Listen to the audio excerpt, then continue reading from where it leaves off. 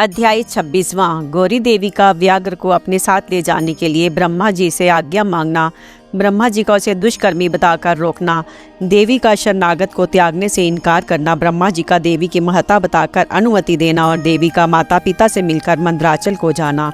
वायु देवता कहते हैं, कौशिकी को उत्पन्न करके उसे ब्रह्मा जी के हाथ में देने के पश्चात गौरी देवी ने प्रति उपकार के लिए पितामह से कहा। देवी बोली, क्या आपने मेरे आश्रम में रहने वाले इस व्याघ्र को देखा है? इसने दुष्ट जंतुओं से मेरे तपोवन की रक्षा की है।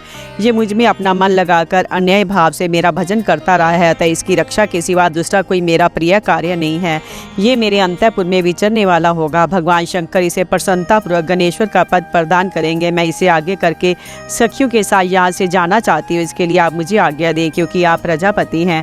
देवी के ऐसा कहने पर उन्हें भोली भाली जान हंसते हुए मुस्कुराते हुए ब्रह्मा जी उस व्याघ्र की पुरानी क्रूरतापूर्ण करतूतें बताते हुए उसकी दुष्टता का वर्णन करने लगे। ब्रह्मा जी ने कहा, देवी, कहाँ तो पशुओं में क्रूर व्याघ्र, कहाँ ये आपकी मंगलमयी कृपा। आप विषधर सर्प के मुख में साक्षात अमृत क्यों सींच रही हैं? ये केवल व्याघ्र के रूप में रहने वाला कोई दुष्ट निशाचर है। इसने बहुत सी गौओं और तपस्वी ब्राह्मणों को खा डाला है। ये उन सबको इच्छा अनुसार ताप देता हुआ मन माना रूप धारण करके विचरता है, अतः इसे अपने पाप कर्म का फल अवश्य भोगना चाहिए। ऐसे दुष्टों पर आपकी कृपा करने की क्या आवश्यकता है? इस स्वभाव से कलुषित चित्त वाले दुष्ट जीव से देवी का क्या काम है? देवी बोली, आपने जो कुछ कहा है वह सब ठीक है, ये ऐसा ही सही, तथापि मेरी शरण में आ गया है, अतः मुझे इसका त्याग नहीं करना चाहिए। ब्रह्मा जी ने कहा, देवी, इसकी आपके प्रति भक्ति है। इस बात को जाने बिना ही मैंने आपके समक्ष इसके पूर्व चरित्र का वर्णन किया है। यदि इसके भीतर भक्ति है तो पहले के पापों से इसका क्या बिगड़ने वाला है? क्योंकि आपके भक्त का कभी नाश नहीं होता। जो आपकी आज्ञा का पालन नहीं करता वह पुण्य कर्मा होकर भी क्या करेगा? देवी, आप ही अजन्मा, बुद्धिमती, पुरातन शक्ति और परमेश्वरी हैं। सबके बंध और मोक्ष की व्यवस्था आपके ही अधीन है। आपके सिवा पराशक्ति कौन है? आपके बिना किसको कर्म जनित सिद्धि प्राप्त हो सकती है? आप ही असंख्य रुद्रों की विविध शक्ति है। शक्ति रहित कर्ता काम करने में कौन सी सफलता प्राप्त करेगा? भगवान विष्णु को, मुझको तथा अन्य देवता, दानव और राक्षसों को उन ऐश्वर्यों की प्राप्ति कराने के लिए आपकी आज्ञा ही कारण है। असंख्य ब्रह्मा, विष्णु तथा रुद्र जो आपकी आज्ञा का पालन करने वाले हैं, बीत चुके हैं और भविष्य में भी होंगे। देवेश्वरी, आपकी आराधना किए बिना हम सब श्रेष्ठ देवता भी धर्म आदि 4 पुरुषार्थों की प्राप्ति नहीं कर सकते। आपके संकल्प से ब्रह्म तव और स्थावर तव का तत्काल व्यत यास भी हो जाता है, अर्थात ब्रह्मा, स्थावर, वृक्ष आदि ही हो जाते हैं और स्थावर ब्रह्मा, क्योंकि पुण्य और पाप के फलों की व्यवस्था आपने ही की है। आप ही जगत के स्वामी परमात्मा शिव की अनादि, अमध्य और अनंत आदि सनातन शक्ति है। आप संपूर्ण लोक यात्रा का निर्वाह करने के लिए किसी अद्भुत मूर्ति में आविष्ट हो नाना प्रकार के भावों से क्रीड़ा करती हैं। भला आपको ठीक ठीक कौन जानता है? अतः ये पापाचारी व्याघ्र भी आज आपकी कृपा से परम सिद्धि प्राप्त करे, इसमें कौन बाधक हो सकता है? इस प्रकार उनके परम तत्व का स्मरण कराकर ब्रह्मा जी ने जब उचित प्रार्थना की, तब गौरी देवी तपस्या से निवृत्त हुई। तदंतर देवी की आज्ञा लेकर ब्रह्मा जी अंतर ध्यान हो गए। फिर देवी ने अपने वियोग को न सह सकने वाले माता पिता मैना और हिमवान का दर्शन करके उन्हें प्रणाम किया तथा उन्हें नाना प्रकार से आश्वासन दिया। इसके बाद देवी ने तपस्या के प्रेमी तपोवन के वृक्षों को देखा। वे उनके सामने फूलों की वर्षा कर रहे थे। ऐसा जान पड़ता था मानो उनसे होने वाले वियोग के शोक से पीड़ित हो वे आंसू बरसा रहे हों। अपनी शाखाओं पर बैठे हुए विहंगमों के कलरवों के व्याय से मानो वे व्याकुलता पूर्वक नाना प्रकार से दीनता पूर्ण विलाप कर रहे थे। तदंतर पति के दर्शन के लिए उतावली हो उस व्याघ्र को औरस पुत्र की भांति स्नेह से आगे करके सखियों से बातचीत करती और देह की दिव्य प्रभा से 10 दिशाओं को उद्दीप्त करती हुई गौरी देवी मंदराचल को चली गई, जहाँ संपूर्ण जगत के आधार, सृष्टा, पालक और संहारक पति देव महेश्वर विराजमान थे। अध्याय 27वां। मंदराचल पर गौरी देवी का स्वागत। महादेव जी के द्वारा उनकी ओर अपने उत्कृष्ट स्वरूप एवं अविच्छेद्य संबंध पर प्रकाश तथा देवी के साथ आए हुए व्याघ्र को उनका गणाध्यक्ष बनाकर अंतःपुर के द्वार पर सोमनंदी नाम से प्रतिष्ठित करना। ऋषियों ने पूछा, अपने शरीर को दिव्य गौरव वन से युक्त बनाकर गिरिराज कुमारी देवी पार्वती ने जब मंदराचल प्रदेश में प्रवेश किया, तब वे अपने पति से किस प्रकार मिली? प्रवेश काल में उनके भवन द्वार पर रहने वाले गणेश्वरों ने क्या किया तथा महादेव जी ने भी उन्हें देखकर उस समय उनके साथ कैसा बर्ताव किया? वायु देवता ने कहा, जैसे प्रेम गर्भित रस के द्वारा अनुरागी पुरुषों के मन का हरण हो जाता है, उस परम रस का ठीक ठीक वर्णन करना असंभव है। द्वारपाल बड़ी उतावली से राह देखते थे। उनके साथ ही महादेव जी भी देवी के आगमन के लिए उत्सुक थे। जब वे भवन में प्रवेश करने लगे, तब शंकित तो उन प्रेम जनित भावों से वे उनकी ओर देखने लगे। देवी भी उनकी और उन्हीं भावों से देख रही थी। उस समय उस भवन में रहने वाले श्रेष्ठ पार्षदों ने देवी की वंदना की। फिर देवी ने विनय युक्त वाणी द्वारा भगवान त्रिलोचन को प्रणाम किया। वे प्रणाम करके अभी उठने भी नहीं पाई थी कि परमेश्वर ने उन्हें दोनों हाथों से पकड़कर बड़े आनंद के साथ हृदय से लगा लिया। फिर मुस्कुराते हुए वे एकटक नेत्रों से उसके मुख चंद्र की सुधा का पान सा करने लगे। फिर उनसे बातचीत करने के लिए उन्होंने पहले अपनी ओर से वार्ता आरंभ की। देवादिदेव महादेव जी बोले, सर्वांग सुंदरी प्रिय, क्या तुम्हारी ये मनोदशा दूर हो गई जिसके रहते तुम्हारे क्रोध के कारण मुझे अनुनय विनय का कोई भी उपाय नहीं सूझता था। यदि साधारण लोगों की भांति हम दोनों में भी एक दूसरे के अप्रिय का कारण विद्यमान है, तब तो इस चराचर जगत का नाश हुआ ही समझना चाहिए। मैं अग्नि के मस्तक पर स्थित हूँ और तुम सोम के। हम दोनों में से ये अग्नि सोमातक जगत प्रतिष्ठित है। जगत के हित के लिए स्वेच्छा से शरीर धारण करके विचरने वाले हम दोनों के वियोग में ये जगत निराधार हो जाएगा। इसमें शास्त्र और युक्ति से निश्चित किया हुआ दूसरा हेतु भी है। ये स्थावर जंगम रूप जगत वाणी और अर्थ में ही है। तुम साक्षात वाणी में अमृत हो और मैं अर्थ में परम उत्तम अमृत हूँ। ये दोनों अमृत एक दूसरे से विलग कैसे हो सकते हैं? तुम मेरे स्वरूप का बोध कराने वाली विद्या हो और मैं तुम्हारे दिए हुए विश्वास पूर्ण बोध से जानने योग्य परमात्मा हूँ।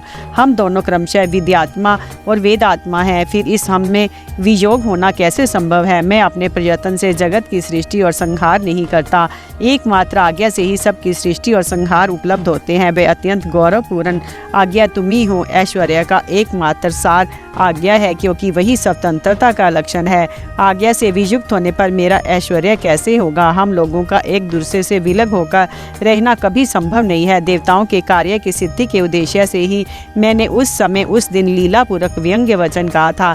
तुम्हें भी तो ये बात अज्ञात नहीं थी, फिर तुम कुपित कैसे होगी? अतः यही कहना पड़ता है कि तुमने मुझ पर भी जो क्रोध किया था वह त्रिलोकी की रक्षा के लिए ही था, क्योंकि तुम में ऐसी कोई बात नहीं जो जगत के प्राणियों का अनर्थ करने वाली हो। इस प्रकार प्रिय वचन बोलने वाले साक्षात परमेश्वर शिव के प्रति श्रृंगार रस के सारभूत भावों की प्राकृतिक जन्मभूमि देवी पार्वती अपनी पति की हुई ये मनोहर बात सुनकर इसे सत्य जान मुस्कुरा कर रह गई। लज्जावश कोई उत्तर न दे सकी।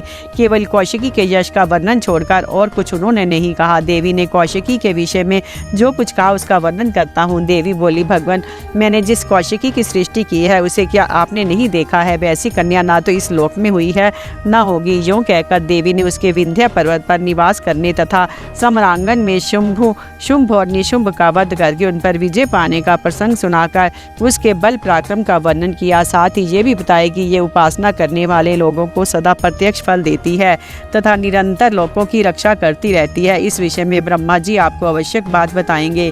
उस समय इस प्रकार बातचीत करती हुई देवी की आज्ञा से ही एक सखी ने उस व्याघ्र को लाकर उनके सामने खड़ा कर दिया। उसे देखकर देवी कहने लगी, देवी, ये व्याघ्र मैं आपके लिए भेंट लाई हूँ। आप इसे देखिए। इसके समान मेरा उपासक दूसरा कोई नहीं है। इसने दुष्ट जंतुओं के समूह से मेरे तपोवन की रक्षा की थी। ये मेरा अत्यंत भक्त है और अपने रक्षणात्मक कार्य से मेरा विश्वास पात्र बन गया है। मेरी प्रसन्नता के लिए ये अपना देश छोड़कर यहाँ आ गया है। महेश्वर, यदि मेरे आने से आपको प्रसन्नता हुई है और यदि आप मुझसे अत्यंत प्रेम करते हैं तो मैं चाहती हूँ कि ये नंदी की आज्ञा से मेरे अंतःपुर के द्वार पर अन्य रक्षकों के साथ उन्हीं के चिन्ह धारण करके सदा स्थिर रहे। वायुदेव कहते हैं, देवी के इस मधुर और अंत दोगत्वा प्रेम बढ़ाने वाले शुभ वचन को सुनकर महादेव जी ने कहा, मैं बहुत प्रसन्न हूँ। फिर तो ये व्याघ्र उसी क्षण लचकती हुई स्वर्ण जटित बैंत की छड़ी, रत्नों से जटित विचित्र कवच, सर्प की सी आकृति वाली छुरी तथा रक्षोकौचित वेश धारण करके गणाध्यक्ष के पद पर प्रतिष्ठित दिखाई दिया। उसने उमा सहित महादेव और नंदी को आनंदित किया था, इसलिए सोम नंदी नाम से विख्यात हुआ। इस प्रकार देवी का प्रिय कार्य करके चंद्रार्ध भूषण महादेव जिन्होंने रतन भूषित दिव्य आभूषणों से भूषित किया। चंद्रभूषण भगवान शिव ने सर्व मनोहारिणी गिरि राजकुमारी गौरी देवी की पलंग पर बिठाकर उस समय सुंदर अलंकारों से स्वयं ही उनका श्रृंगार किया। अध्याय 28वां। अग्नि और सोम के स्वरूप का विवेचन तथा जगत की अग्नि शोमात्मकता का प्रतिपादन। ऋषियों ने पूछा, प्रभु, पार्वती देवी का समाधान करते हुए महादेव जी ने ये बात क्यों कही कि संपूर्ण विश्व अग्नि शोमात्मक है एवं वाग अर्थात्मक है। ऐश्वर्य का सारा एकमात्र आज्ञा ही है और वे आज्ञा तुम हो। अतः इस विषय में हमें क्रमशः यथार्थ बातें सुनना चाहते हैं। वायुदेव बोले, महर्षियों, रुद्रदेव का जो घोर तेजों में शरीर है उसे अग्नि कहते हैं और अमृत में सोम शक्ति का स्वरूप है, क्योंकि शक्ति का शरीर शांति कारक है। जो अमृत है वह प्रतिष्ठा नामक कला है। जो तेज है वह साक्षात विद्या नामक कला है। संपूर्ण सूक्ष्म भूतों में वे ही दोनों रस और तेज हैं। तेज की वृत्ति दो प्रकार की है, एक सूर्य रूपा है, दूसरी अग्नि रूपा है। इसी तरह रस वृत्ति भी दो प्रकार की है, एक सोम रूपनी और दूसरी जल रूपनी। तेज विद्युत आदि के रूप में उपलब्ध होता है तथा रस मधुर आदि के रूप में। तेज और रस के भेदों ने ही इस चराचर जगत को धारण कर रखा है। अग्नि से अमृत की उत्पत्ति होती है और अमृत स्वरूप घी से अग्नि की वृद्धि होती है। अतएव अग्नि और सोम को दी हुई आहुति जगत के लिए हितकारक होती है। शस्य संपत्ति हविष्य का उत्पादन करती है, वर्षा शस्य को बढ़ाती है। इस प्रकार वर्षा से ही हविष्य का प्रादुर्भाव होता है, जिससे ये अग्नि सोमात्मक जगत टिका हुआ है। अग्नि वहाँ तक ऊपर को प्रज्वलित होता है जहाँ तक सोम संबंधी परम अमृत विद्यमान है। जहाँ तक अग्नि का स्थान है वहाँ तक सोम संबंधी अमृत नीचे को झरता है। इसलिए काल अग्नि नीचे है और शक्ति ऊपर। जहाँ तक अग्नि है उसकी गति ऊपर की ओर है और जो जल का अपलावन है उसकी गति नीचे की ओर है। आधार शक्ति ने ही इस ऊर्ध्वगामी काल अग्नि को धारण कर रखा है तथा निम्नगामी सोम शिव शक्ति के आधार पर प्रतिष्ठित है। शिव ऊपर है और शक्ति नीचे तथा शक्ति ऊपर है, शिव नीचे। इस प्रकार शिव और शक्ति ने यहाँ सब कुछ व्याप्त कर रखा है। बारंबार अग्नि द्वारा जलाया हुआ जगत भस्मसात हो जाता है। ये अग्नि का वीर्य है। भस्म को ही अग्नि का वीर्य कहते हैं। जो इस प्रकार भस्म के श्रेष्ठ स्वरूप को जानकर अग्नि इत्यादि मंत्रों द्वारा भस्म से स्नान करता है वह बंधा हुआ जीव पाश से मुक्त हो जाता है। अग्नि के वीर्य रूप भस्म को सोम ने अयोग युक्ति के द्वारा फिर लावित किया, इसलिए वह प्रकृति के अधिकार में चला गया। यदि योग युक्ति से शाक्त अमृत वर्षा के द्वारा उस भस्म का सब और आप्लावन हो, वह प्रकृति के अधिकारों को निर्वृत्त कर देता है। अतः इस तरह का अमृत पलावन सदा मृत्यु पर विजय पाने के लिए ही होता है। शिव अग्नि के साथ शक्ति संबंधी अमृत का स्पर्श होने पर जिसने अमृत का अपलावन प्राप्त कर लिया उसकी मृत्यु कैसे हो सकती है। जो अग्नि के इस बुरी स्वरूप को तथा पूर्वोक्त अमृत प्लावन को ठीक ठीक जानता है वे अग्नि सोमात्मक जगत को त्याग कर फिर यहाँ जन्म नहीं लेता। जो शिव अग्नि से शरीर को दग्ध करके शक्ति स्वरूप सोमा अमृत से योग मार्ग के द्वारा इसे अपलावित करता है वे अमृत स्वरूप हो जाता है। इसी अभिप्राय को हृदय में धारण करके महादेव जी ने इस संपूर्ण जगत को अग्नि सोमात्मक कहा था। उनका वह कथन सर्वथा उचित है। अध्याय 29वां जगत वाणी और अर्थ रूप है। इसका प्रतिपादन वायु देवता कहते हैं। महर्षियों, अब मैं ये बता रहा हूँ कि जगत की वागार्थमकता की सिद्धि कैसे की गई है। 6 अध्यायों का सम्यक ज्ञान में संक्षेप से ही करा रहा हूँ, विस्तार से नहीं। कोई भी ऐसा अर्थ नहीं है जो बिना शब्द का हो और कोई भी ऐसा शब्द नहीं है जो बिना अर्थ का हो। अतः समय अनुसार सभी शब्द संपूर्ण अर्थों के बोधक होते हैं। प्रकृति का ये परिणाम शब्द भावना और अर्थ भावना के भेद से 2 प्रकार का है। उसे परमात्मा शिव तथा पार्वती की प्राकृत मूर्ति कहते हैं। उनकी जो शब्द में विभूति है उसे विद्वान 3 प्रकार की बताते हैं, स्थूला, सूक्ष्मा और परास्थूला। वह है जो कानों को प्रत्यक्ष सुनाई देती है, जो केवल चिंतन में आती है वह सूक्ष्मा कही गई है, और जो चिंतन की भी सीमा से परे है उसे परा कहा गया है, वह शक्ति स्वरूपा है। वही शिव तत्व के आश्रित रहने वाली पराशक्ति कही गई है।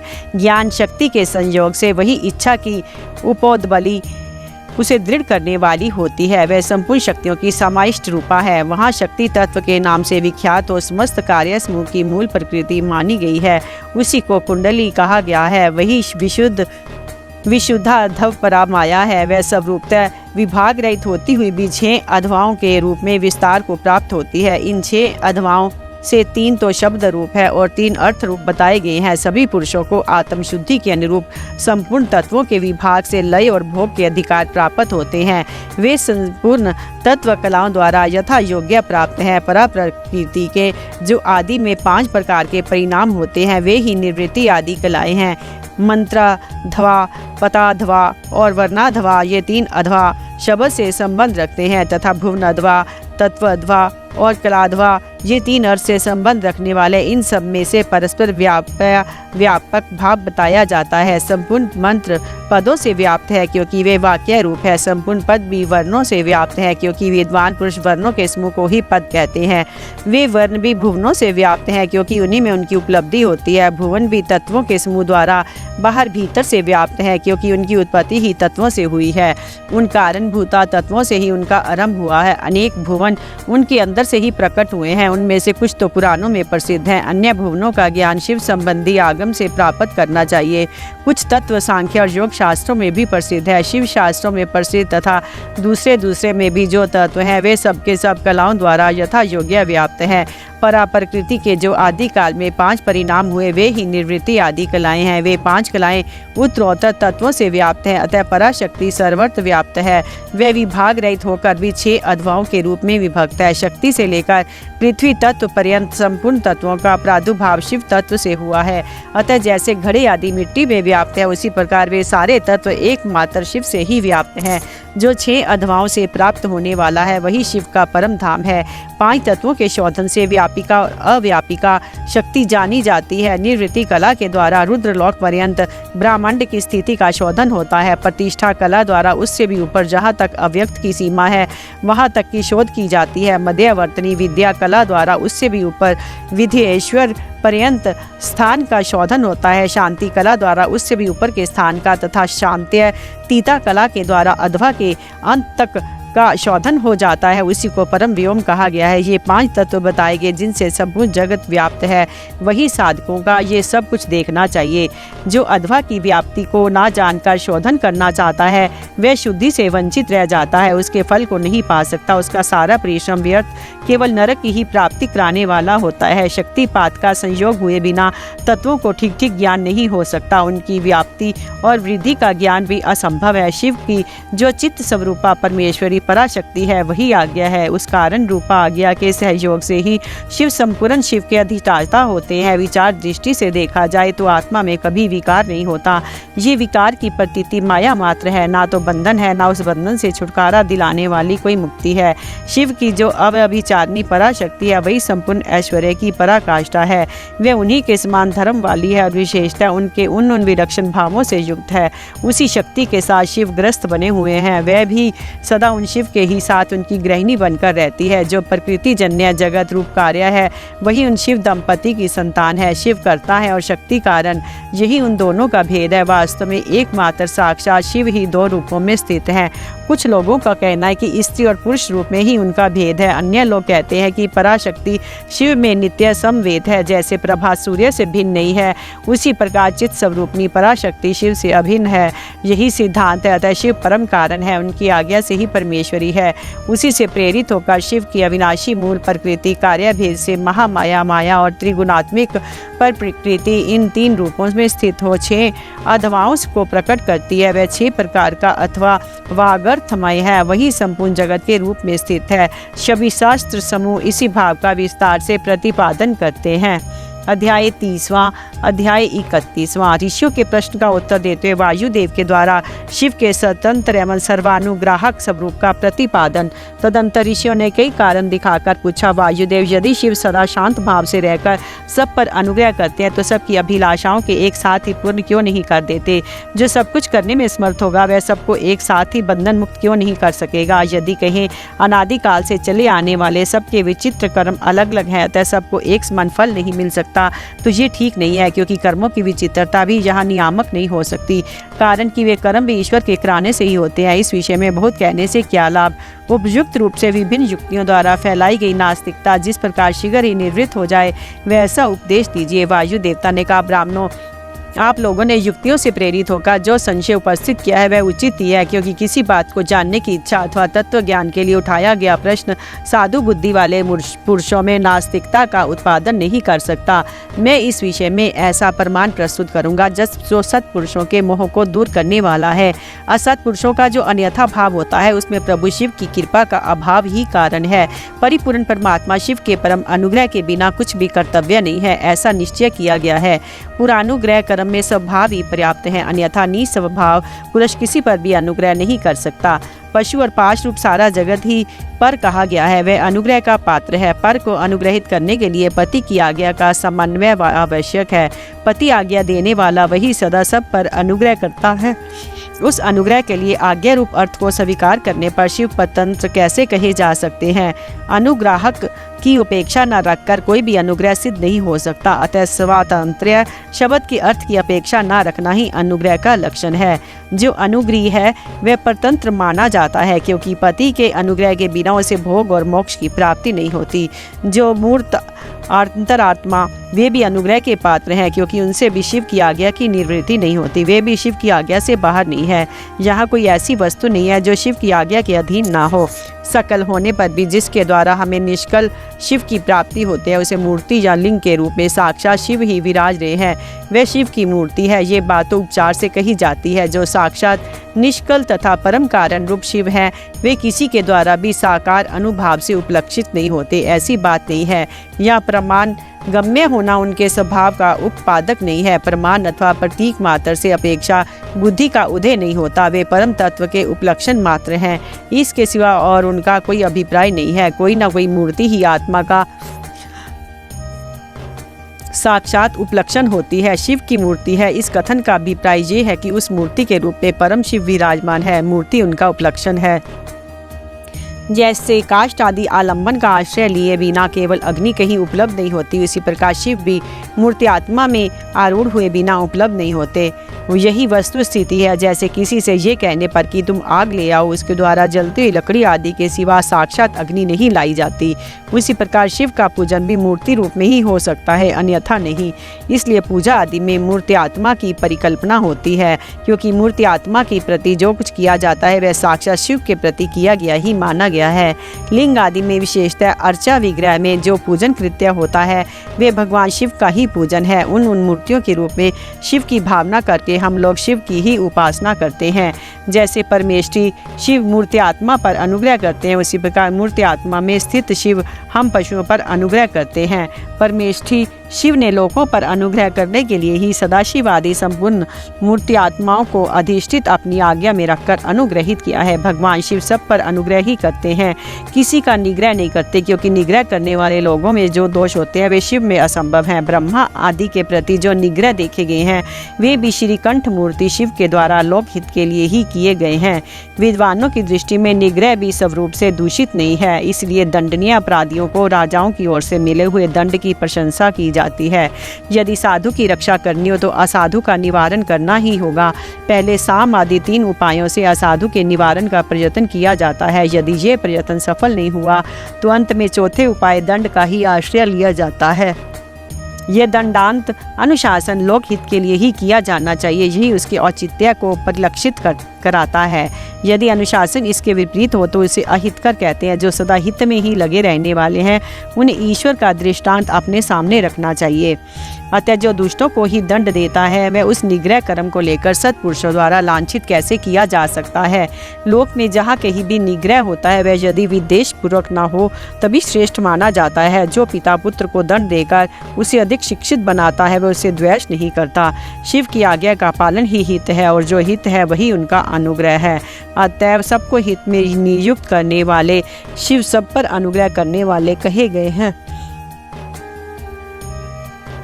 जो उपकार शब्द का अर्थ है उसे भी अनुग्रह ही की कहा गया है, क्योंकि उपकार का भी हित रूप ही होता है। अतः सबका उपकार करने वाले शिव सर्वानुग्राहक हैं। शिव के द्वारा जड़ चेतन सभी सदा हित में ही नियुक्त होते हैं, परंतु सबको जो एक साथ और एक समान हित की उपलब्धि नहीं होती, इसमें उनका स्वभाव ही प्रतिबंधक है। जैसे सूर्य अपनी किरणों द्वारा सभी कमलों को विकास के लिए प्रेरित करते हैं, परंतु वे अपने अपने स्वभाव के अनुसार एक साथ और एक समान विकसित नहीं होते। स्वभाव भी पदार्थों के भावी अर्थ का कारण होता है, किंतु वह नष्ट होते भी अर्थ को कर्ताओं के लिए सिद्ध नहीं कर सकता। जैसे अग्नि का संयोग स्वर्ण को ही पिघलाता है, कोयले का या अंगार को नहीं, उसी प्रकार भगवान शिव परिपक्व मल वाले पशुओं को ही बंधन मुक्त करते हैं, दूसरों को नहीं। जो वस्तु जैसी होनी चाहिए वैसी वह स्वयं नहीं बनती, वैसी बनने के लिए कर्ता की भावना का सहयोग होना आवश्यक है। कर्ता की भावना के बिना ऐसा होना संभव नहीं है। अतः कर्ता सदा स्वतंत्र होता है। सब पर अनुग्रह करने वाले शिव जिस तरह स्वभाव से ही निर्मल है, उसी तरह जीव संज्ञा धारण करने वाली आत्माएं स्वभावतः मलिन होती हैं। यदि ऐसी बात ना होती तो वे जीव क्यों नियम पूर्वक संसार में भटकते और शिव क्यों संसार बंधन से परे रहते। विद्वान पुरुष कर्म और माया के बंधन को जीव को संसार कहते हैं। ये बंधन जीव को ही प्राप्त होता है, शिव को नहीं। इसमें कारण है जीव का स्वाभाविक मल, वह कारणभूत मल जीवों को अपना स्वभाव ही है, आगंतुक नहीं। यदि आगंतुक होता तो किसी को भी किसी भी कारण से बंधन प्राप्त हो जाता है। तो ये हेतु है वह एक है, क्योंकि सब जीवों का स्वभाव एक सा है। यद्यपि सब में एक सा आत्म भाव है, तो भी मल के परिपाक और अपरिपाक के कारण कुछ जीव बद्ध हैं, कुछ बंधन से मुक्त हैं। बद्ध जीवों में कुछ लोग लय और भोग के अधिकार के अनुसार उत्कृष्ट और निकृष्ट होकर ज्ञान और ऐश्वर्य आदि की विषमता को प्राप्त होते हैं, अर्थात कुछ लोग अधिक ज्ञान और ऐश्वर्य से युक्त होते हैं तथा कुछ लोग कम। कोई मूर्त्यात्मा है और कोई साक्षात शिव के समीप विचरने वाले होते हैं। मृत्यु आत्माओं में कोई भी शिव स्वरूप हो, 6 अधवाओं के ऊपर स्थित है। कोई अधवाओं के मध्य मार्ग में महेश्वर होकर रहते हैं, कोई निम्न भाग में रुद्र रूप से स्थित होते हैं। शिव के समीपवर्ती स्वरूप में भी माया से परे होने के कारण उत्कृष्ट, मध्यम और निकृष्ट के भेद से 3 श्रेणियां होती हैं। वह निम्न स्थान में आत्मा की स्थिति है, जो मध्यम स्थान में अंतरात्मा की स्थिति है और जो सबसे उत्कृष्ट श्रेणी का स्थान है उसमें परमात्मा की स्थिति होती है। ये ही क्रमशः ब्रह्मा, विष्णु और महेश्वर कहलाते हैं। कोई वसु परमात्म पद को आश्रय लेने वाले होते हैं, कोई अंतरात्म पद पर और आत्म पद पर प्रतिष्ठित होते हैं। भगवान शिव तो अनायास ही समस्त पशुओं को बंधन से मुक्त कराने में समर्थ हैं, फिर वे उन्हें बंधन में डाले रखकर क्यों दुख देते हैं। यहाँ ऐसा विचार या संदेह नहीं करना चाहिए, क्योंकि सारा संसार दुख रूपी है। ऐसा विचारवानों का निश्चित सिद्धांत है, जो स्वभावतः दुखमय है। वह दुख रहित कैसे हो सकता है, स्वभाव में उलटफेर नहीं हो सकता। वैद्य की दवा से रोग अरोग नहीं होता, वह रोग पीड़ित मनुष्य को अपनी दवा से सुखपूर्वक उद्धार कर देता है। इसी प्रकार जो स्वभावतः मलिन और स्वभाव से ही दुखी है, उन पशुओं को अपनी आज्ञा रूपी औषधि देकर शिव दुख से छुड़ा देता है। रोग होने में वैद्य कारण नहीं, परंतु संसार की उत्पत्ति में शिव कारण है। अतः रोग और वैद्य के दृष्टांत से शिव और संस्कार के दृष्टांत में समानता नहीं है, इसलिए इसके द्वारा शिव पर दोषारोपण नहीं किया जा सकता। जब दुख स्वभाव सिद्ध है, तब शिव उसके कारण कैसे हो सकते हैं। जीवों में जो स्वाभाविक मल है, वही उन्हें संसार के चक्र में डालता है। संसार का कारणभूत जो मल अचेतन माया आदि है, वह शिव का सानिध्य प्राप्त किए बिना स्वयं चेष्टाशील नहीं हो सकता। जैसे चुंबक मणि लोहे का सानिध्य पाकर ही उपकारक होता है, लोहे को खींचता है, उसी प्रकार शिव भी जड़ माया आदि का सानिध्य पाकर ही उसके उपकारक होते हैं, उसे सचेष्ट बनाते हैं। उनके विद्यमान सानिध्य को अकारण हटाया नहीं जा सकता। अतः जगत के लिए जो सदा अज्ञात है, वे शिव ही उसके अधिष्ठाता हैं। शिव के बिना यहाँ कोई भी प्रवृत्त नहीं होता, उनकी आज्ञा के बिना एक पत्ता भी नहीं हिलता। उनसे प्रेरित होकर ही ये सारा जगत विभिन्न प्रकार की चेष्टाएं करता है, तथापि वे शिव कभी मोहित नहीं होते। उनकी आज्ञा रूपनी जो शक्ति है, वही सबका नियंत्रण करती है, उसका सब और सुख मुख है। उसी ने सदा इस संपूर्ण दृश्य प्रपंच का विस्तार किया है, तथापि उसके दोष से शिव दूषित नहीं होते। जो दुर्बुद्धि मानव मोहवश उसके विपरीत मान्यता रखता है, वह नष्ट हो जाता है। शिव की शक्ति के वैभव से ही संसार चलता है, तथापि इससे शिव दूषित नहीं होते। इसी समय आकाश से शरीर रहित वाणी सुनाई दी, सत्यम ओम अमृतम सौम्यम। इन पदों को वहाँ स्पष्ट उच्चारण हुआ। उसे सुनकर सब लोग बहुत प्रसन्न हुए, उनके समस्त संशयों का निवारण हो गया तथा उन मुनियों ने विस्मित हो प्रभु पवन देव को प्रणाम किया। इस प्रकार उन मुनियों को संदेह रहित करके भी वायुदेव ने ये नहीं माना कि इन्हें पूर्ण ज्ञान हो गया, इनका ज्ञान अभी प्रतिष्ठित नहीं हुआ है। ऐसा समझकर ही वे इस प्रकार बोले। वायु देवता ने कहा, मुनियों, परोक्ष और अपरोक्ष के भेद से ज्ञान 2 प्रकार का माना गया है। परोक्ष ज्ञान को अस्थिर कहा जाता है और अपरोक्ष ज्ञान को सुस्थिर। युक्तिपूर्ण उपदेश से जो ज्ञान होता है, उसे विद्वान पुरुष परोक्ष कहते हैं। वही श्रेष्ठ अनुष्ठान से अपरोक्ष हो जाएगा। अपरोक्ष ज्ञान के बिना मोक्ष नहीं होता। ऐसा निश्चय करके तुम लोग आलस्य रहित हो श्रेष्ठ अनुष्ठान की सिद्धि के लिए प्रयत्न करो। अध्याय 32वां परम धर्म का प्रतिपादन। सेवागम के अनुसार पशुपात ज्ञान तथा उसके साधनों का वर्णन। ऋषियों ने पूछा, वायुदेव वह कौन सा श्रेष्ठ अनुष्ठान है जो मोक्ष स्वरूप ज्ञान को अप्रोक्ष कर देता है, उसका और उसके साधनों का आज आप हमें बताने की कृपा करें। वायु ने कहा, भगवान शिव का बताया हुआ जो परम धर्म है उसी को श्रेष्ठ अनुष्ठान कहा गया है। उसके सिद्ध होने पर साक्षात मोक्षदायक शिव अप्रोक्ष हो जाते हैं। वह परम धर्म पांचों पर्वों के कारण क्रमशः 5 प्रकार का जानना चाहिए। उन पर्वों के नाम है क्रिया, तप, जप, ध्यान और ज्ञान। ये उत्तरोत्तर श्रेष्ठ है। उन उत्कृष्ट साधनों से सिद्ध हुआ धर्म परम धर्म माना गया है। यहाँ परोक्ष ज्ञान भी अपरोक्ष ज्ञान होकर मोक्षदायक होता है। वैदिक धर्म 2 प्रकार के बताए गए हैं, परम और अपरम। धर्म शब्द से प्रतिपाद्य अर्थ में हमारे लिए श्रुति ही प्रमाण है।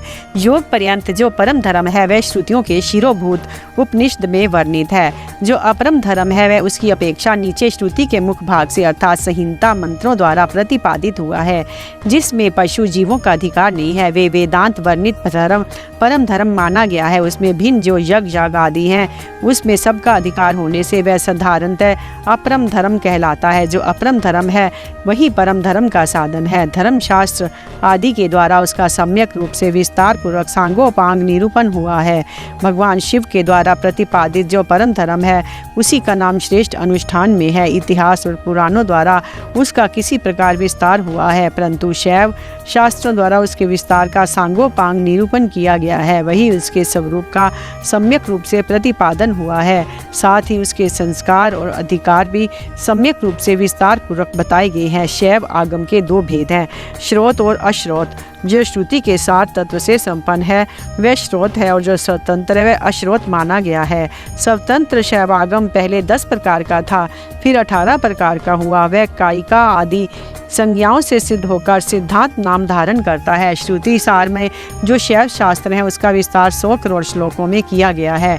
उसी में उत्कृष्ट पशुपात व्रत और पशुपत ज्ञान का वर्णन किया गया है। युग युग में होने वाले शिष्यों को उसका उपदेश देने के लिए भगवान शिव स्वयं ही योगाचार्य रूप से जहाँ तहाँ अवतीर्ण हो उसका प्रचार करते हैं।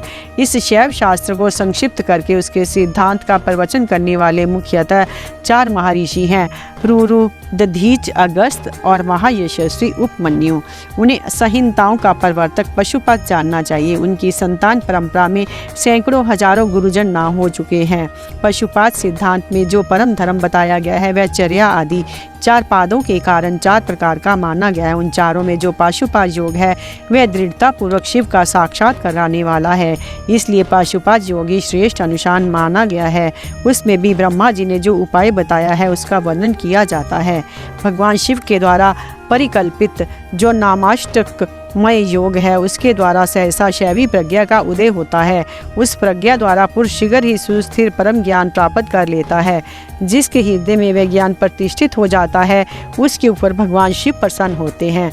उनके कृपा प्रसाद से वह परम योग सिद्ध होता है जो शिव का अपरोक्ष दर्शन कराता है। शिव के अपरोक्ष ज्ञान से संसार बंधन का कारण दूर हो जाता है। इस प्रकार संसार से मुक्त हुआ पुरुष शिव के समान हो जाता है।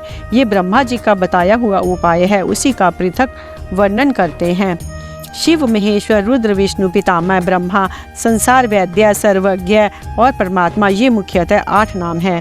ये 8 मुख्य नाम शिव के प्रतिपादक हैं। इनमें से आदि 5 नाम क्रमशः शांत्य, तीता आदि 5 कलाओं से संबंध रखते हैं। उन 5 उपाधियों को ग्रहण करने से सदाशिव आदि के बोधक होते हैं। उपाधि की निवृत्ति होने पर इन भेदों की निवृत्ति हो जाती है।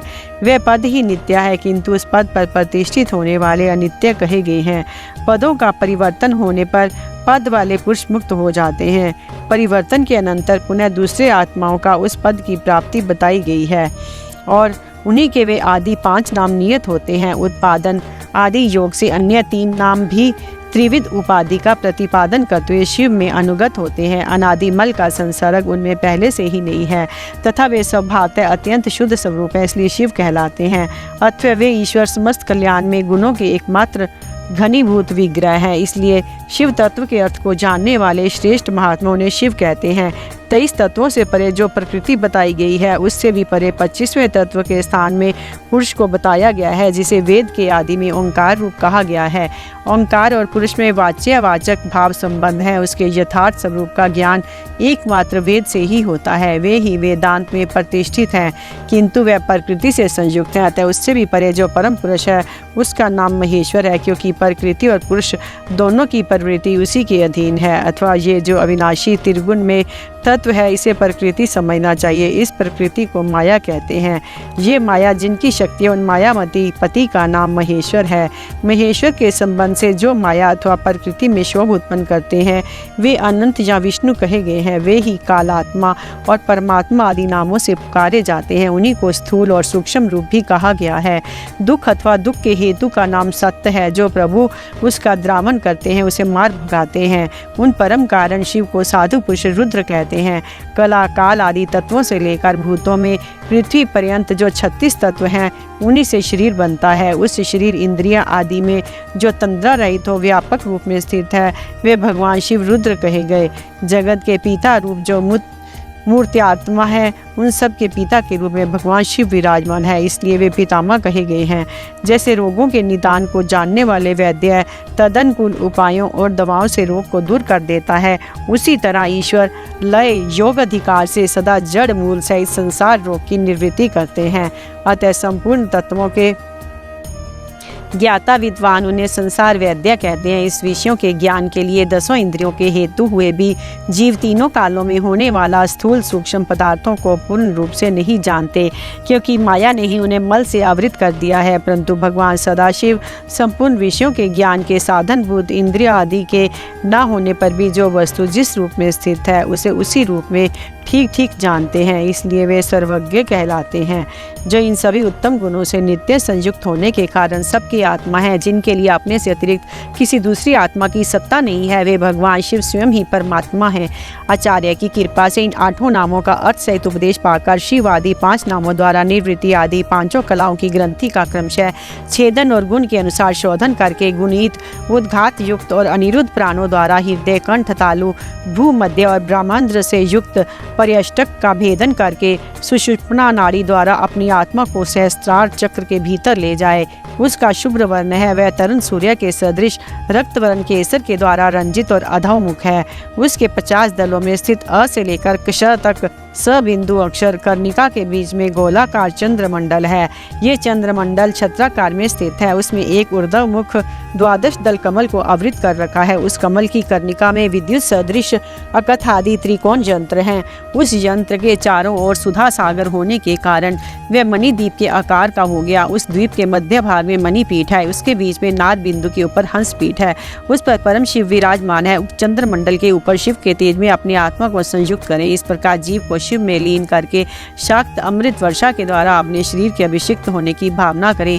तत्पश्चात अमृत में विग्रह वाले अपनी आत्मा को ब्रह्मांड से उतार कर हृदय में 12 दल कमल के भीतर स्थित चंद्रमा से परे श्वेत कमल पर अर्धनारीश्वर रूप में विराजमान मनोहर आकृति वाले निर्मल देव भक्तवत्सल महादेव शंकर का चिंतन करें। उनकी अंग कांति शुद्ध स्फटिक मणि के समान उज्ज्वल है। वे शीतल प्रभा से युक्त और प्रसन्न है। इस प्रकार मन ही मन ध्यान करके शांत चित्त हुआ मनुष्य शिव के 8 नाम द्वारा ही भाव में पुष्पों से उनकी पूजा करे। पूजन के अंत में पुनः प्राणायाम करके चित्त की भली भांति एकाग्र रखते हुए शिव नाम अष्टक का जप करें। फिर भावना द्वारा नाभि में 8 आहुतियों का हवन करके पूर्ण आहुति एवं नमस्कार पूर्वक 8 फूल चढ़ाकर अंतिम अर्चना पूरी करके चुल्लू में लिए हुए जल की भांति अपने आप को शिव के चरणों में समर्पित कर दे।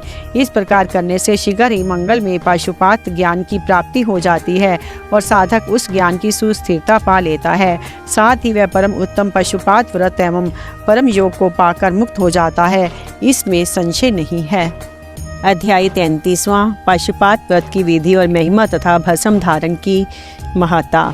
ऋषि बोले, भगवान हम परम उत्तम पशुपात व्रत को सुनना चाहते हैं, जिसका अनुष्ठान करके ब्रह्मा आदि सब देवता पशुपत माने गए हैं। वायुदेव ने कहा, मैं तुम सब लोगों को गोपनीय पाशुपत व्रत का रहस्य बताता हूँ, जिसका अर्थ शीर्ष में वर्णन है तथा जो सब पापों का नाश करने वाला है। चित्रा से युक्त पूर्णमासी इसके लिए उत्तम काल है।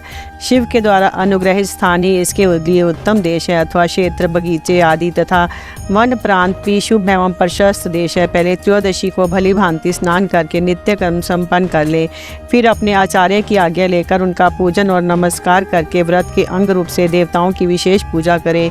उपासक को स्वयं श्वेत वस्त्र, श्वेत यज्ञोपवीत, श्वेत पुष्प और श्वेत चंदन धारण करना चाहिए। वह कुश के आसन पर बैठकर हाथ में मुट्ठी भर कुश ले, पूर्व या उत्तर की ओर मुँह करके 3 प्राणायाम करने के पश्चात भगवान शिव और देवी पार्वती का ध्यान करें। फिर ये संकल्प करें कि मैं शिव शास्त्र में बताई हुई विधि के अनुसार ये पशुपात व्रत करूँगा। वह जब तक शरीर गिर न जाए तब तक के लिए अथवा 12, 6 या 3 वर्षों के लिए अथवा 12, 6, 3 या 1 महीने के लिए अथवा 12, 6, 3 या 1 दिन के इस व्रत की दीक्षा ले। संकल्प करके वीरजा होम के लिए विधिवत अग्नि की स्थापना करके क्रमशः घी, समीधा और चरु से हवन करे। तत्पश्चात तत्वों की शुद्धि के उपदेश से फिर मूल मंत्र द्वारा उन समीधा आदि समृगियों की आहुतियाँ दे। इस समय वह बारंबार ये चिंतन करें कि मेरे शरीर में जो ये तत्व हैं सब शुद्ध हो जाएं। उन तत्वों के नाम इस प्रकार हैं: 5 भूत, उनकी 5 तन मात्राएं, 5 ज्ञानेंद्रियाँ, 5 कर्मेंद्रियाँ, 5 विषय, त्वचा आदि, 7 धातु प्राण आदि, 5 वायु, मन, बुद्धि, अहंकार, प्रकृति, पुरुष, राग, विद्या, कला, नियति, काल, माया, शुद्ध विद्या, महेश्वर, सदाशिव, शक्ति तत्व और शिव तत्व। ये क्रमशः तत्व कहे गए हैं। विरज मंत्रों से आहुति करके होता रजोगुण रहित शुद्ध हो जाता है। फिर शिव का अनुग्रह पाकर वह ज्ञानवान होता है। तदंतर गोबर लाकर उसकी पिंडी बनाए, फिर उसे मंत्र द्वारा विमंत्रित करके अग्नि में डाल दे। इसके बाद उसका प्रोक्षण करके उस दिन व्रती केवल हविष्य खाकर रहे। जब रात बीतकर प्रातः काल आए तब चतुर्दशी में पुनः पूर्वक सब कृत्या करें। उस दिन शेष समय निराहार रहकर ही बिताएं। फिर पूर्णिमा को प्रातःकाल इसी तरह होम पर्यंत कर्म करके रुद्र अग्नि का उपसंहार करें। तदंतर यदन पूर्वक उसमें से भस्म ग्रहण करें। इसके बाद साधक चाहे जटा रख ले, चाहे सिर मुंडाले या चाहे तो केवल सिर पर शिखा धारण करे। इसके बाद स्नान करके यदि वह लोक लज्जा से ऊपर उठ गया हो तो दिगंबर हो जाए अथवा गेरुआ वस्त्र मिक चरम में या फटे पुराने चीथड़े को ही धारण कर ले। एक वस्त्र धारण करे या वलकल पहन कर रहे। कटी में मेखला धारण करके हाथ में दंड ले ले। तदंतर दोनों पैर धोकर आचमन करें। वीराग्नि से प्रकट हुए भस्म को एकत्र करके अग्नि रीति भस्म इत्यादि 6 अर्थवेदीय मंत्रों द्वारा उसे अपने शरीर में लगाएं। मस्तक से लेकर पैर तक सभी अंगों में उसे अच्छी तरह मल लें। इसी क्रम से प्रणव या शिव मंत्र द्वारा सर्वांग में भस्म रमाकर त्र्यायुषम इत्यादि मंत्रों से ललाट आदि अंगों में त्रिपुंड की रचना करें। इस प्रकार शिव भाव को प्राप्त हो शिव योग का आचरण करें। तीनों संध्याओं के समय ऐसा ही करना चाहिए। यही पशुपत व्रत है। ये भोग और मोक्ष देने वाला है। ये जीवों के पशु भाव को निवृत्त कर देता है। इस प्रकार पशुपत व्रत के अनुष्ठान द्वारा पशुत्व का परित्याग करके लिंग मूर्ति सनातन महादेव जी का पूजन करना चाहिए। यदि वैभव हो तो सोने का अष्टदल कमल बनवाएं जिसमें 9 प्रकार के रत्न जड़े गए हों, उसमें कर्णिका और केसर भी हों। ऐसे कमल को भगवान का आसन बनावें। धनाभाव होने पर लाल या सफ़ेद कमल के फूल का आसन अर्पित करें। वह भी ना मिले तो केवल भावना में कमल समर्पित करें। उस कमल की कर्णिका में पीठिका सहित छोटे से स्फटिक मणिमय लिंग की स्थापना करके क्रमशः विधि पूर्वक उसका पूजन करें। उस लिंग का शोधन करके पहले शास्त्रीय विधि के अनुसार उसकी स्थापना कर लेनी चाहिए। फिर आसन दे पंचमुख के प्रकार से मूर्ति की कल्पना करके पंचगव्य आदि से पुनः अपने वैभव के अनुसार संग्रहित भरे हुए स्वर्ण निर्मित कलशों से उस मूर्ति को स्नान कराएं। फिर सुगंधित द्रव्य, कपूर, चंदन और कुंकुम आदि से वेदी सहित भूषण भूषित शिवलिंग का अनुलेपन करके बिल्व पत्र, लाल कमल, श्वेत कमल, नील कमल, अन्य सुगंधित पुष्प, पवित्र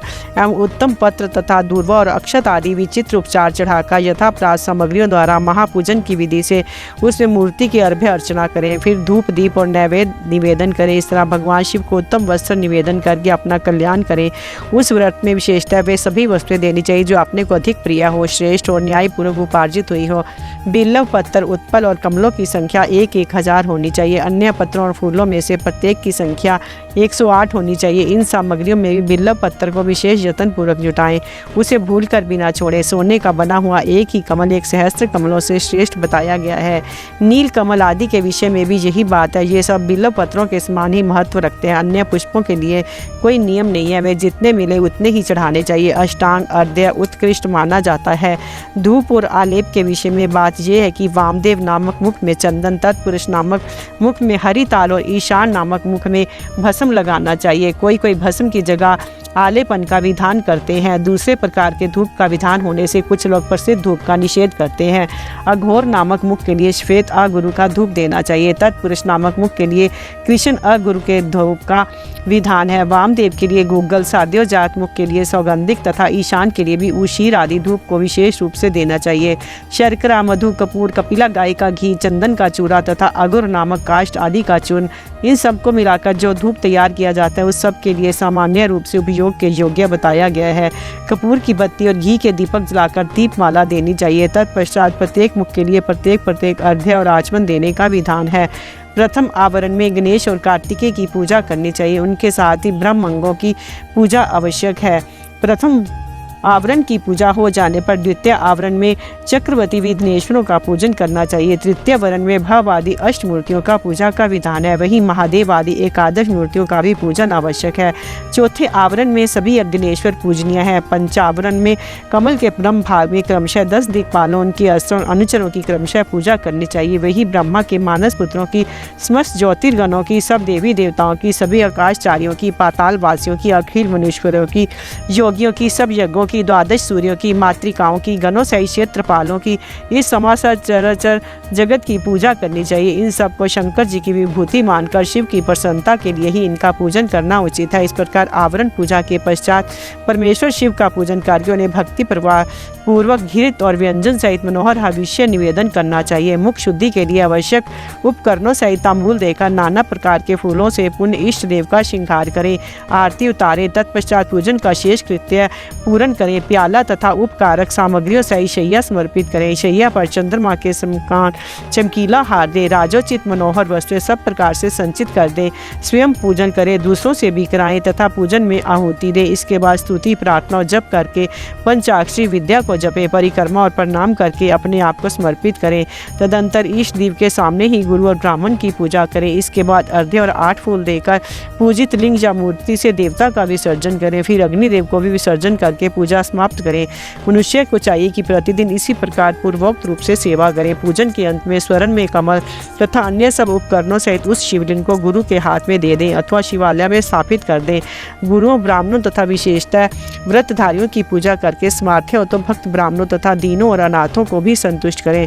स्वयं उपवास में असमर्थ होने पर फल मूल खाकर या दूध पीकर रहे अथवा भिक्षान भोजी हो या एक समय भोजन करें। रात को प्रतिदिन परिमित भोजन करें और पवित्र भाव से भूमि पर ही सोएं। भस्म पर, तृण पर अथवा चीर या मृग चर्म पर शयन करें। प्रतिदिन ब्रह्मचर्या का पालन करते हुए इस व्रत का अनुष्ठान करें। यदि शक्ति हो तो रविवार के दिन आद्रा नक्षत्र में दोनों पक्षों की पूर्णिमा और अमावस्या को, अष्टमी को तथा चतुर्दशी को उपवास करें। मन, वाणी और क्रिया द्वारा संपूर्ण प्रयत्न से पाखंडी, पतित, रजस्वला स्त्री, सूतक में पड़े हुए लोग तथा अंत्यज आदि के संपर्क का त्याग करें। निरंतर क्षमा, दान, दया, सत्य भाषण, अहिंसा में तत्पर रहे। संतुष्ट और शांत रहकर जप और ध्यान में लगा रहें। तीनों काल स्नान करें अथवा भस्म स्नान कर लें। मन, वाणी और क्रिया द्वारा विशेष पूजा किया करें। इस विषय में अधिक कहने से क्या लाभ। व्रतधारी पुरुष कभी अशुभ आचरण ना करे। प्रमादवश यदि वैसा आचरण बन जाए तो उसके गुरु लाघव का विचार करके उसके दोष का निवारण करने के लिए पूजा, होम और जप आदि के द्वारा उचित प्रायश्चित करें। व्रत की समाप्ति पर्यंत भूल कर भी अशुभ आचरण ना करें। संपत्ति हो तो उसके अनुसार गोदान, वृक्षोत्सर्ग और पूजन करें। भक्त पुरुष निष्काम भाव से शिव की प्रीति के लिए ही सब कुछ करें। ये संक्षेप से इस व्रत की सामान्य विधि कही गई है। अब शास्त्र के अनुसार प्रत्येक मास में जो विशेष कृत्य है उसे बताता हूँ। वैशाख मास में हीरे के बने हुए शिवलिंग का पूजन करना चाहिए। ज्येष्ठ मास में मरकतमणि में शिवलिंग की पूजा उचित है। आषाढ़ मास में मोती के बने हुए शिवलिंग को पूजनीय समझे। श्रावण मास में नीलम का बना हुआ शिवलिंग पूजन के योग्य है। भाद्र मास में पूजने के लिए पद्म रागपनी में शिवलिंग को उत्तम माना गया है। अश्विन मास में गोमेद मणि के बने हुए लिंग को उत्तम समझे। कार्तिक मास में मूंगे की और मार्गशीर्ष मास में वैदूर्य मणि के बने हुए लिंग का पूजा का विधान है। पौष मास में पुष्पराग मणि के तथा माघ मास में सूर्यकांत मणि के लिंग का पूजन करना चाहिए। फागुन मास में चंद्रकांत मणि और चैत्र में सूर्यकांत शांत मणि के बने हुए लिंग के पूजन की विधि है, अथवा रत्नों के न मिलने पर सभी मासों में स्वर्ण में लिंग का ही पूजन करना चाहिए। स्वर्ण के अभाव में चांदी, तांबे, पत्थर, मिट्टी, लाह या और किसी वस्तु का जो सुलभ हो लिंग बना लेना चाहिए, अथवा अपनी रुचि के अनुसार सर्वगंध में लिंग का निर्माण करें। व्रत की समाप्ति के समय नित्य कर्म पूर्ण करके पूर्ववत विशेष पूजा और हवन करने के पश्चात आचार्य का तथा विशेषतः वर्ती ब्राह्मण का पूजन करें। फिर आचार्य की आज्ञा ले पूर्व या उत्तर की ओर मुंह करके कुछ आसन पर बैठें। हाथ में कुछ ले प्राणायाम करके सांब सदाशिव का ध्यान करते हुए यथाशक्ति मूल मंत्र का जप करें। फिर पूर्ववत आज्ञा ले हाथ जोड़ नमस्कार करके कहें, भगवान अब मैं आपकी आज्ञा से इस व्रत का अवसर करता हूँ। ऐसा कह शिवलिंग के मूल भाग में उत्तर दिशा की ओर कुशों का त्याग करें। तदंतर दंड, चीर, जटा और मेखला को भी त्याग दें। इसके बाद फिर विधि पूर्वक आचमन करके पंचाक्षर मंत्र का जाप करें। जो अत्यांतिक दिशा ग्रहण करके अपने शरीर का अंत होने तक शांत भाव से इस व्रत का अनुष्ठान करता है वही नास्तिक व्रती कहा गया है। उसे अब सब आश्रम से उठा हुआ महापशुपत जानना चाहिए। वही तपस्वी पुरुषों में श्रेष्ठ है और वही महान व्रतधारी है। जो 12 दिनों तक प्रतिदिन विधि पूर्वक इस व्रत का अनुष्ठान करता है वे भी नास्तिक के ही तुल्य है, क्योंकि उसने तीव्र व्रत का आश्रय ले लिया है। जो अपने शरीर में घी लगाकर व्रत के सभी नियमों के पालन में तत्पर हो, 2, 3 हो या एक दिन भी इस व्रत का अनुष्ठान करता है वह भी कोई नैष्ठिक ही है।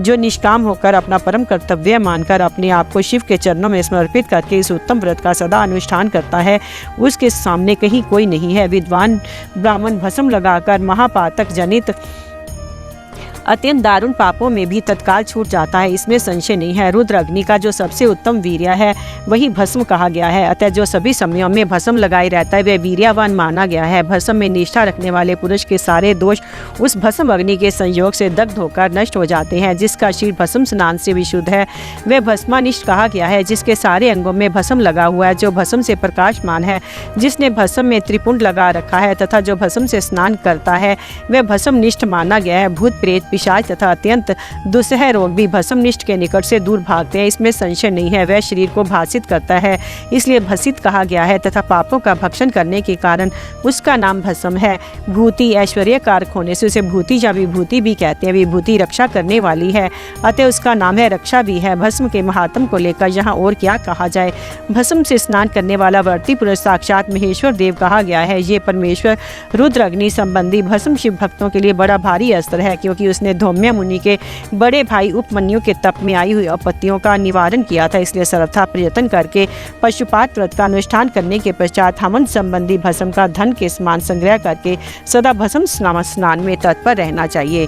अध्याय 34वां। बालक उपमन्यु को दूध के लिए दुखी देख माता को उसे शिव की आराधना के लिए प्रेरित करना तथा उपमन्यु की तीव्र तपस्या। ऋषियों ने पूछा, प्रभु धौम्य के बड़े भाई उपमन्यु जब छोटे बालक थे तब उन्हें दूध के लिए तपस्या की थी और भगवान शिव ने प्रसन्न होकर उन्हें क्षीर सागर प्रदान किया था, परंतु शेष अवस्था में उन्हें शिव शास्त्र के प्रवचन की शक्ति कैसे प्राप्त हुई अथवा कैसे शिव के सत्य स्वरूप को जानकर तपस्या में निरत हुए। तपश्चरण के पूर्व में उन्हें भस्म के विज्ञान की प्राप्ति कैसे हुई, जिसमें जो रुद्र अग्नि की उत्तम वीर्य है उसे आत्म रक्षक भस्म को उन्होंने प्राप्त किया। वायुदेव ने कहा, महर्षि जिन्होंने वह तप किया था वे उपमन्यु कोई साधारण बालक नहीं थे, परम बुद्धिमान मुनिवर व्याघ्रपाद के पुत्र थे। उन्होंने जन्मांतर में ही सिद्धि प्राप्त हो चुकी थी, परंतु किसी कारणवश वे अपने पद से च्युत हो गए, भोजयोग भ्रष्ट हो गए, अतः भाग्यवश जन्म लेकर वे मुनि कुमार हुए।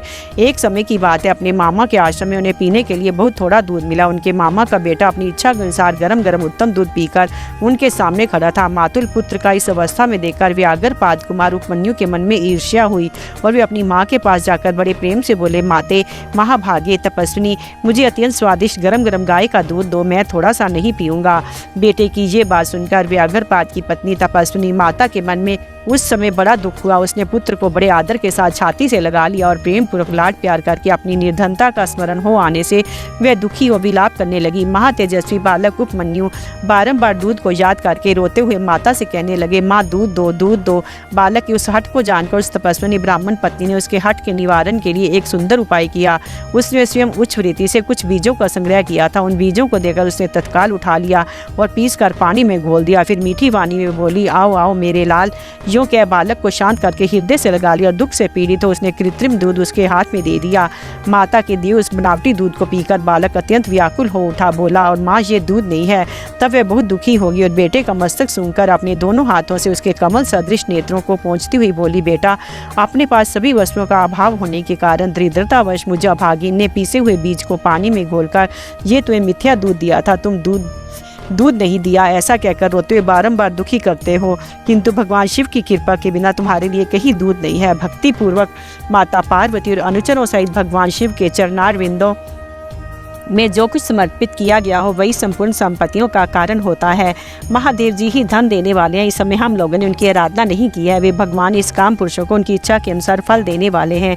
हम लोगों ने आज से पहले कभी भी धन की कामना से भगवान शिव की पूजा नहीं की है, इसलिए हम दरिद्र हो गए और यही कारण है कि तुम्हारे लिए दूध नहीं मिल रहा है। बेटा पूर्व जन्म में भगवान शिव अथवा विष्णु के उद्देश्य से जो कुछ दिया जाता है वही वर्तमान जन्म में मिलता है, दूसरा कुछ नहीं। उपमन्यु बोले, माँ यदि माता पार्वती सहित भगवान शिव विद्यमान है तो आज से शोक करना व्यर्थ है। महाभागे अब शोक छोड़ो, सब मंगल में ही होगा। माँ आज मेरी बात सुन लो, यदि कहीं महादेव जी हैं तो मैं देर से या जल्दी से उन्हें क्षीर सागर मांग लाऊंगा। वायु देवता कहते उस महाबुद्धिमान बालक की वह बात सुनकर उसकी मनस्विनी माता उसमें बहुत प्रसन्न हुई और यूं बोली। माता ने कहा, बेटा तुमने बहुत अच्छा विचार किया है, तुम्हारा ये विचार मेरी प्रसन्नता को बढ़ाने वाला है। अब तुम देर ना लगाओ, शाम सदाशिव का भजन करो, अन्य देवताओं को छोड़कर मनमानी और क्रिया द्वारा भक्ति भाव के साथ पार्षद गणों सहित उन्हीं शाम सदाशिव का भजन करो। नमः शिवाय ये मंत्र उन देवादिदेव वरदायक शिव का साक्षात वाचक माना गया है। प्रणव सहित जो दूसरे 7 करोड़ महामंत्र हैं वे सब इसी में लीन होते हैं, फिर इसी से प्रकट होते हैं। ये मंत्र दूसरे सभी मंत्रों से प्रबल है, यही सबकी रक्षा करने में समर्थ है। अतः दूसरे की इच्छा नहीं करनी चाहिए, इसलिए तुम दूसरे मंत्रों का त्याग कर केवल पंचाक्षर के जप में लग जाओ। इस मंत्र के जिह्वा पर आते ही यहाँ कुछ भी दुर्लभ नहीं रह जाता है। ये उत्तम भस्म जिसे मैंने तुम्हारे पिताजी से प्राप्त किया है, ये वीरजा होम की अग्नि से सिद्ध हुआ है, अतः बड़ी से बड़ी आपत्तियों का निवारण करने वाला है। मैंने तुम्हें जो पंचाक्षर मंत्र बताया है उसको मेरी आज्ञा से ग्रहण करो, इसके जप से ही शीघ्र तुम्हारी रक्षा होगी। वायु देवता कहते हैं, इस प्रकार आज्ञा देकर तुम्हारा कल्याण हो। ऐसा कहकर माता ने पुत्र को विदा किया। मुनि उपमन्यु ने उस आज्ञा को शिरोधार्य करके ही उसके चरणों में प्रणाम किया और तपस्या के लिए जाने की तैयारी की। उस समय माता ने आशीर्वाद देते हुए कहा, सब देवता तुम्हारा मंगल करें। माता की आज्ञा पाकर उस बालक ने दुष्कर तपस्या आरंभ की। हिमालय पर्वत के एक शिखर पर जाकर उपमन्यु एकाग्र चित्त हो केवल वायु पीकर रहने लगे। उन्होंने 8 ईंटों का एक मंदिर बनाकर उसमें मिट्टी के शिवलिंग की स्थापना की। उसमें माता पार्वती तथा गणों सहित अविनाशी महादेव जी का आवाहन करके भक्ति भाव से पंचाक्षर मंत्र द्वारा ही वन के यत्र पुष्प आदि उपचारों से उनकी पूजा करते हुए चिरकाल तक उत्तम तपस्या में लगे रहे। उस एकाकी कृष्णकाय बालक द्विजवर उपमन्यु को शिव में मन लगाकर तपस्या करते देख मरीचि के शाप से पिशाच भाव को प्राप्त हुए कुछ मुनियों ने अपने राक्षस भाव से स्थाना और उनके तप में विघ्न डालना आरंभ किया।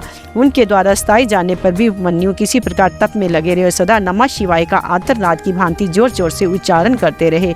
उस शब्द को सुनते ही उनकी तपस्या में विघ्न डालने वाले वे मुनि उस बालक को स्थाना छोड़कर उसकी सेवा करने लगे। ब्राह्मण बालक महात्मा उपमन्यु की उस तपस्या से संपूर्ण चराचर जगत प्रदीप्त एवं संतप्त उठा। अध्याय 35वां। भगवान शंकर का इंद्र रूप धारण करके उपमन्यु के भक्ति भाव की परीक्षा लेना, उन्हें क्षीर सागर आदि देकर बहुत से वर देना और अपना पुत्र मानकर पार्वती के हाथ में सौंपना। कीर्तारत हुए उपमन्यु का अपनी माता के स्थान पर लौटना। तदंतर भगवान विष्णु के अनुरोध करने पर श्री शिव जी ने पहले इंद्र का रूप धारण कर उपमन्यु के पास जाने का विचार किया, फिर श्वेत ऐरावत पर आरूढ़ हो स्वयं देवराज इंद्र का शरीर ग्रहण करके भगवान सदाशिव देवता असुर सिद्ध तथा बड़े बड़े नागों के साथ उपमन्यु मुनि के तपोवन की ओर चले। उस समय वह ऐरावत दाई सूंड में चमर लेकर शची सहित दिव्य रूप वाले देवराज इंद्र को हवा कर रहा था और बाई सूंड में श्वेत छत्र लेकर उन पर लगाए चल रहा था। इंद्र का रूप धारण की उमा सहित भगवान सदाशिव उस श्वेत छत्र से उसी तरह सुशोभित हो रहे थे जैसे उदित हुए पूर्ण चंद्र मंडल से मंदराचल शोभायमान होता है। इस तरह इंद्र के स्वरूप का आश्रय ले परमेश्वर शिव उपमन्यु के उस आश्रम पर अपने उस भक्त पर अनुग्रह करने के लिए जा पहुंचे। इंद्र रूपधारी परमेश्वर शिव को आया देख मुनियों में श्रेष्ठ उपमन्यु मुनि ने मस्तक झुकाकर प्रणाम किया और इस प्रकार कहा, देवेश्वर जगन्नाथ भगवान देव शिरोम ने आप स्वयं यहाँ पधारे, इसमें मेरा ये आश्रम पवित्र हो गया। इंद्र रूपधारी शिव बोले, उत्तम व्रत का पालन करने वाले धौम्य के बड़े भैया मुने उपमन्यु, मैं तुम्हारी इस तपस्या से बहुत संतुष्ट हूँ। तुम वर मांगो, मैं तुम्हें संपूर्ण अभीष्ट वस्तुएं प्रदान करूंगा। वायु देवता कहते हैं, उन इंद्रदेव के ऐसा कहने पर उस समय मुनि परवर उपमन्यु ने हाथ जोड़कर कहा, भगवान, मैं भगवान शिव की भक्ति मांगता हूँ। ये सुनकर इंद्र ने कहा, क्या तुम मुझे नहीं जानते? मैं समस्त देवताओं का पालक और तीनों लोकों का अधिपति इंद्र हूँ। सब देवता मुझे नमस्कार करते हैं। ब्रह्म ऋषि, मेरे भक्त हो जाओ, सदा मेरी ही पूजा करो, तुम्हारा कल्याण हो, मैं तुम्हें सब कुछ दूंगा। निर्गुण रुद्र का त्याग दो, उस निर्गुण रुद्र से तुम्हारा कौन सा कार्य सिद्ध होगा जो देवताओं की पंक्ति से बाहर होकर पिशाच भाव को प्राप्त हो गया है। वायु देवता कहते हैं, ये सुनकर पंचाक्षर मंत्र का जप करते हुए मुनि उपमन्यु इंद्र को अपने धर्म में विघ्न डालने के लिए आया हुआ जानकर बोले। उपमन्यु ने कहा, यद्यपि तुम भगवान शिव की निंदा में तत्पर हो, तथापि इसी प्रसंग में परमात्मा महादेव जी की निर्गुणता बताकर तुमने स्वयं उनका संपूर्ण महत्व स्पष्ट रूप से कह दिया। तुम नहीं जानते कि भगवान रुद्र संपूर्ण देवेश्वरों के भी ईश्वर हैं, ब्रह्मा विष्णु और महेश के भी जनक हैं तथा प्रकृति से परे हैं। ब्रह्मवादी लोग उन्हीं को सत्य असत्य, व्यक्त अव्यक्त तथा नित्य एक और अनेक कहते हैं। अतः मैं उन्हीं से वर मांगूंगा जो युक्तिवाद से परे तथा सांख्य और योग के सारभूत अर्थ का ज्ञान प्रदान करने वाले हैं। तत्वज्ञानी पुरुष उत्कृष्ट जानकर जिनकी उपासना करते हैं, उन भगवान शिव से ही मैं वर मांगूंगा। देवाधम दूध के लिए जो मेरी इच्छा है वह यूं ही रह जाए, परंतु शिव अस्त्र के द्वारा तुम्हारा वध करके मैं अपने इस शरीर को त्याग दूंगा। वायु देवता कहते हैं, ऐसा कहकर स्वयं मर जाने का निश्चय करके उपमन्यु दूध की भी इच्छा छोड़कर इंद्र का वध करने के लिए उद्यत हो गए। उस समय अघोर अस्त्र से अभिमंत्रित घोर भस्म को लेकर मुनि ने इंद्र के उद्देश्य से छोड़ दिया और बड़े जोर से सिंहनाद किया। फिर शंभु के जुगल चरणार विंदों का चिंतन करते हुए अपनी देह को दग्ध करने के लिए उद्यत हो गए और आग्नेय धारण करके स्थित हुए। ब्राह्मण उपमन्यु जब इस प्रकार स्थित हुए, तब भक्त देवता के नेत्र का नाश करने वाले भगवान शिव ने योगी उपमन्यु को उसी धारणा को अपनी सौम्य सृष्टि से रोक दिया। उनके छोड़े उस अघोर शस्त्र को नंदीश्वर की आज्ञा से शिव वल्लभ नंदी ने बीच में ही पकड़ लिया। तत्पश्चात परमेश्वर भगवान शिव ने अपने बालेंदु शेखर रूप को धारण कर लिया और ब्राह्मण उपमन्यु को उसे दिखाया। इतना ही नहीं, उस प्रभु ने उस मुनि को सहस्त्र शीर सागर, सुधा सागर, दधि आदि के सागर, घृत के समुद्र, फल संबंधी रस के समुद्र तथा भक्ष्य भोज्य पदार्थों के समुद्र का दर्शन कराया और कुओं का पहाड़ खड़ा करके दिखा दिया। इसी तरह देवी पार्वती के साथ महादेव जी वहाँ ऋषभ पर आरूढ़ दिखाई दिए।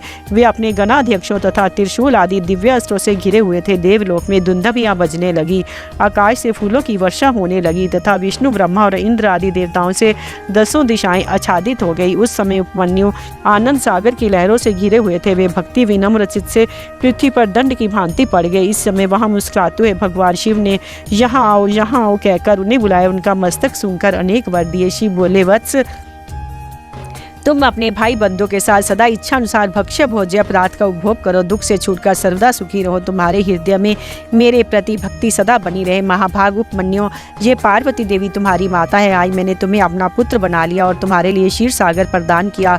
केवल दूध का ही नहीं, मधु, दही, अन्न, घी, भात तथा फल आदि के रस का भी समुद्र तुम्हें दे दिया। ये पुओं के पहाड़ तथा भक्ष्य भोज्य पदार्थों के सागर मैंने तुम्हें समर्पित किए। महामुने, ये सब ग्रहण करो। आज से मैं महादेव तुम्हारा पिता हूँ और जगदम्बा उमा तुम्हारी माता है।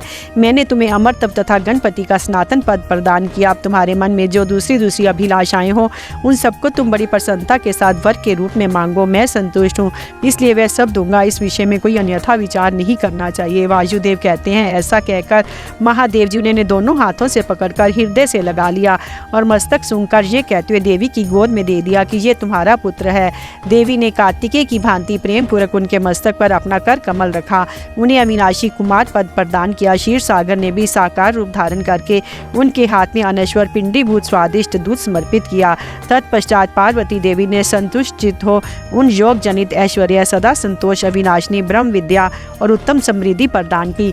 तदंतर उनके तपों में तेज को देखकर प्रसन्नचित हुए शुंभ ने उपमन्यु मुनि को पुनः दिव्य वरदान दिया। पशुपात व्रत, पाशुपात ज्ञान, तात्विक व्रत योग और चिरकाल तक उसके प्रवचन की परम पटुता उन्हें प्रदान की। भगवान शिव और शिवा से दिव्य वर तथा नित्य कुमारत्व पाकर वे प्रमोदित हो उठे।